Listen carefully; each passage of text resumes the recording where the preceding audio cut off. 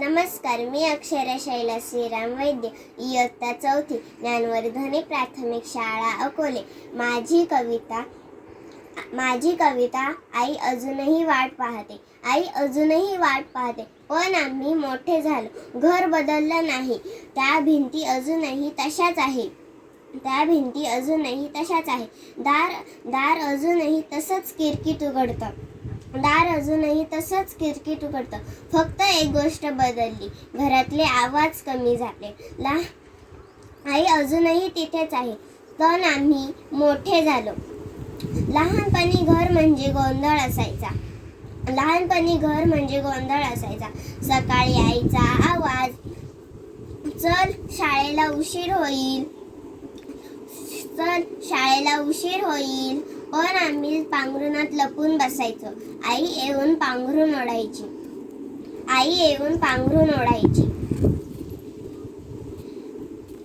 चल अजून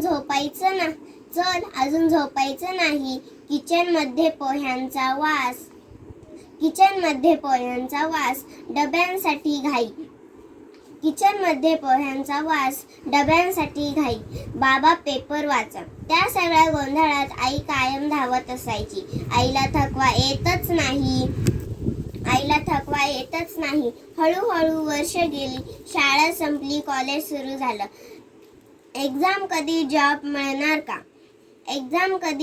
मिळणार का? आई अजूनही तसंच विचारायची. जेवलीस का? तो प्रश्न कधी बदललाच नाही. घर सोडण्याचा दिवस.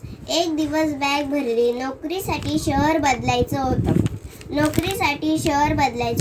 आई शांतपणे घडी करत होती. ती म्हणाली, सगळं घेतलंस ना? मी म्हणाले, हो. पण खरं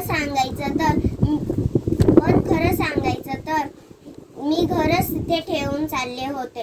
आई दारातून बाहेर पडल्यावर आई म्हणाली, कधी कधी फोन कर. त्या 4 शब्दात खूप काही होतं.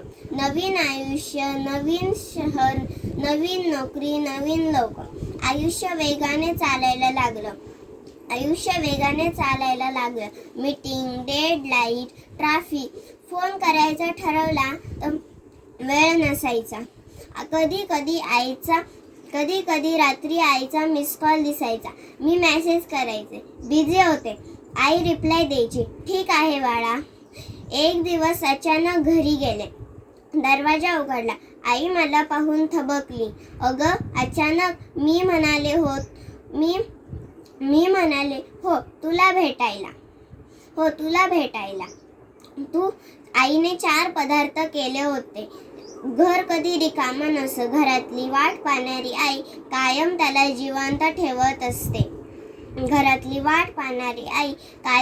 जिवंत ठेवत असते. आपण मोठे झालो असलो तरी आई अजूनही वाट पाहते. आई ती आईच. धन्यवाद.